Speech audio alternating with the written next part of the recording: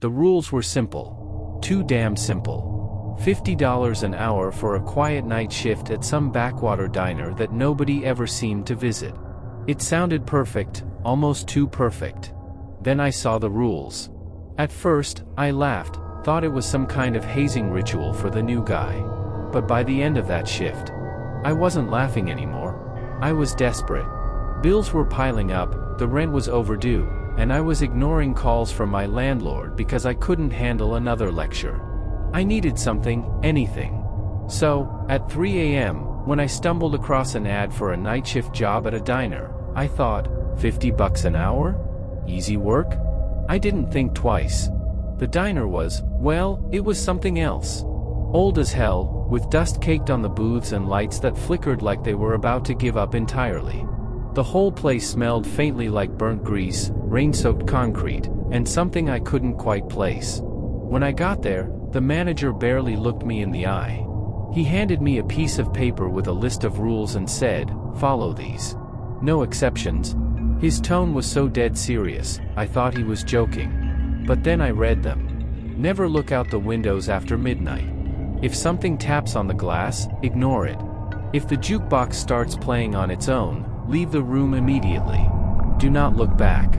Don't clean table 6. Even if it's dirty, leave it alone.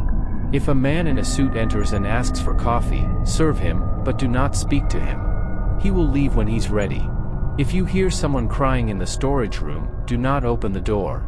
No one is in there. At exactly 3:33 a.m., hide under the counter and close your eyes.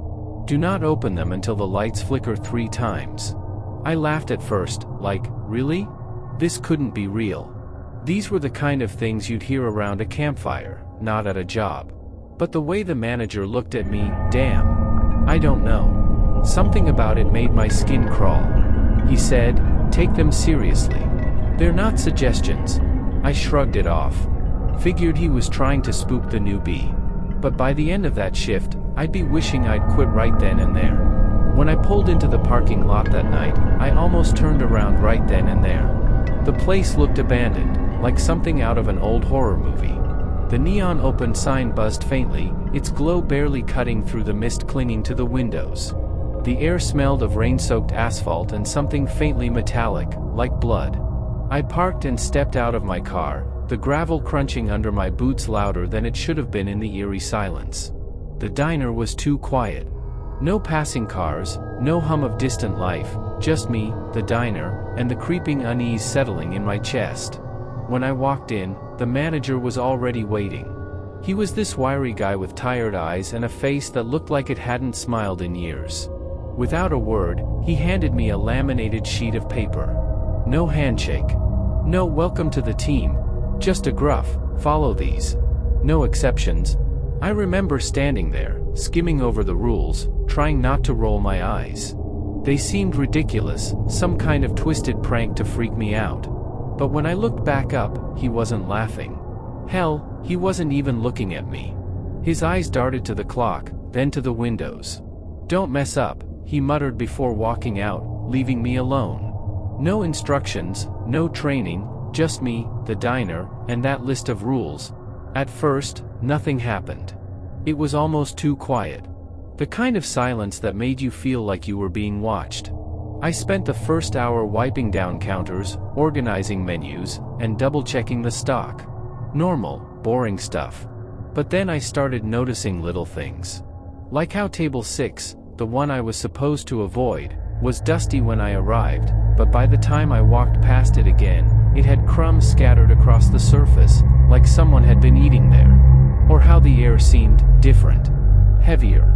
It pressed down on me, making it hard to breathe, like the diner itself was alive and didn't want me there.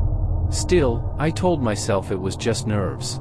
A creepy old diner in the middle of nowhere on a rainy night? Of course I was spooking myself. At least, that's what I thought, until I heard it. I was just starting to convince myself that the tapping was in my head when it happened. The jukebox, the old, broken-down thing that hadn't worked in years, sputtered to life. At first, it was just static, crackling through the diner like a broken radio. But then, a song started to play. An old jazz tune, scratchy and warped, like something out of the 1940s. The sound filled the room, bouncing off the walls and crawling under my skin. I couldn't move. I couldn't breathe. And then I remembered Rule 2, if the jukebox starts playing on its own, leave the room immediately. Do not look back. My legs felt like lead, but I forced myself to move. I turned my back on the jukebox and walked to the storage room, the music following me like a shadow. As I reached the door, I swear I saw something move out of the corner of my eye. Not in the room, but under the booths. Something small, dark, and crawling. I slammed the door shut and stayed there, pressed against the cold metal, until the music stopped.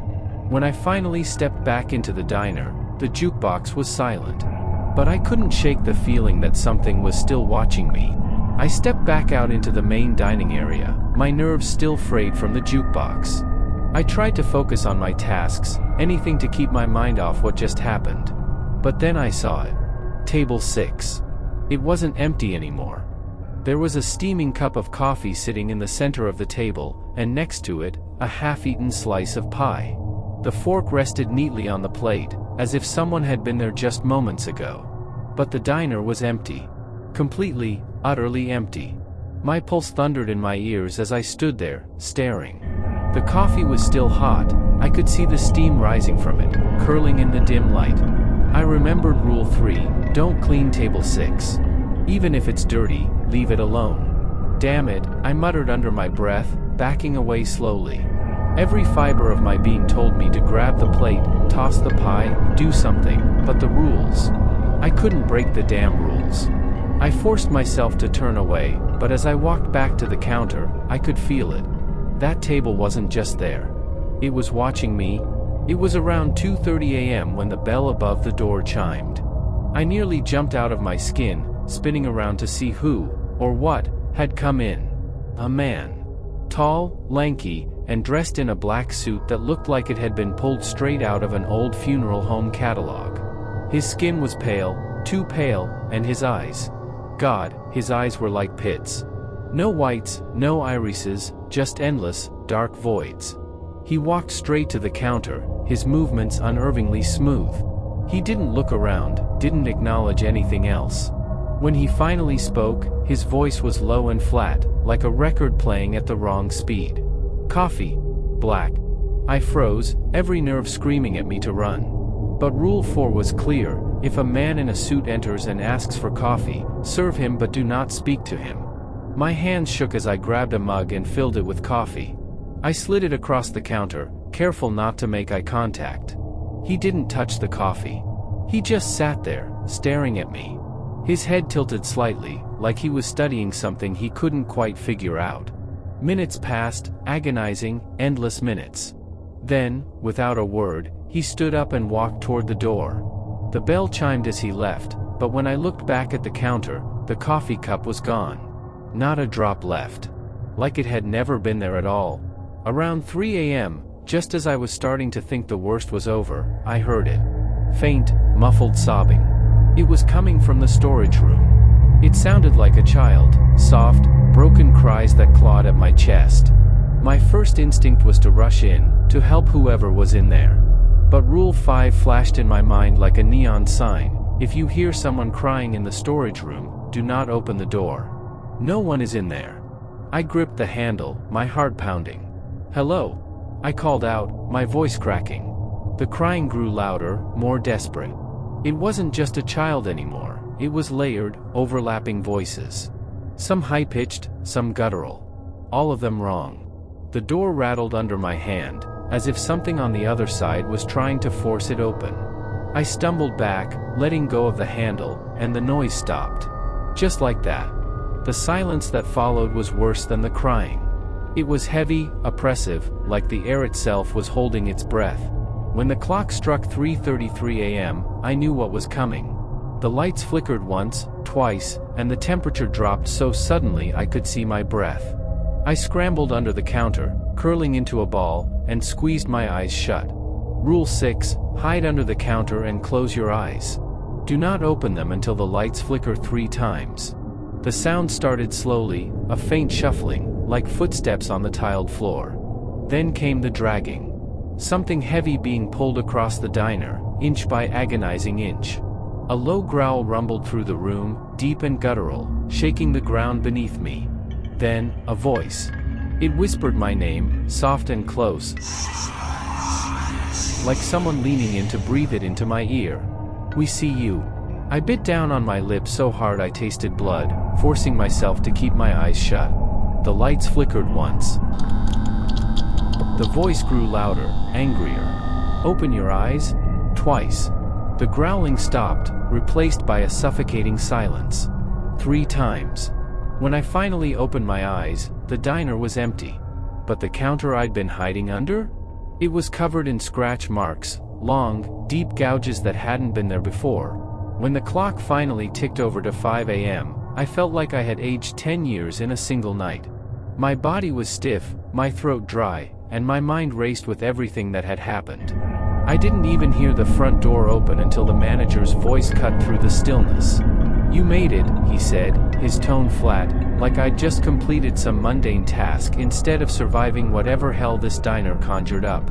He strolled in casually, whistling a tune that sounded eerily like the one from the jukebox. "What the hell was that?" I demanded, my voice shaky. "What is this place? What's with these rules?" He didn't answer. He just walked behind the counter, picked up the coffee pot, and poured himself a cup. His hand was steady, like he hadn't heard the screams, the growls, the whispers. "I don't know what you're talking about," he finally said, taking a sip of his coffee. "Don't play dumb." I snapped. Something was in here. Something not human. He sighed, setting his cup down with a clink. "Listen," he said, looking me dead in the eyes for the first time. "You followed the rules, right?" I nodded, though my stomach churned at the thought of how close I'd come to breaking them. "Good," he said. "Not everyone does." He turned and started wiping down the counter like nothing had happened. I noticed his hands were steady, too steady, like this was just another Tuesday for him. "I'm done," I muttered, grabbing my jacket. "I'm not coming back here." He didn't try to stop me. He just nodded, almost like he expected it. As I walked toward the door, he called out, "Not everyone makes it through the first night. You should feel proud." I didn't look back. I couldn't. I just kept walking until I was in my car, peeling out of the parking lot as fast as I could. It's been weeks since that night, and I still can't shake it. I hear the hum of the jukebox in my dreams, see the scratches under the counter every time I close my eyes. I can still feel that man's gaze, those dark, endless eyes boring into me, even though I know he's long gone. I've tried looking up the diner online. Nothing. No reviews, no mentions. Like it doesn't exist. But here's the thing, I know I didn't imagine it. The scars on my psyche, and the faint, thin scars on my arm, are proof enough for me. So, here's my warning to you. If you ever see a job posting for a night shift at a diner offering $50 an hour, no experience required, think twice. The rules might sound simple. But they're not there to protect the diner. They're there to protect you from whatever the hell is waiting in the dark. And if you're unlucky enough to take the job, for the love of God, follow the rules. Every single one. Because the second you don't, you won't get a second chance. If you felt that chilling presence while watching, don't face the next one alone. Subscribe now, the next story might be watching you already.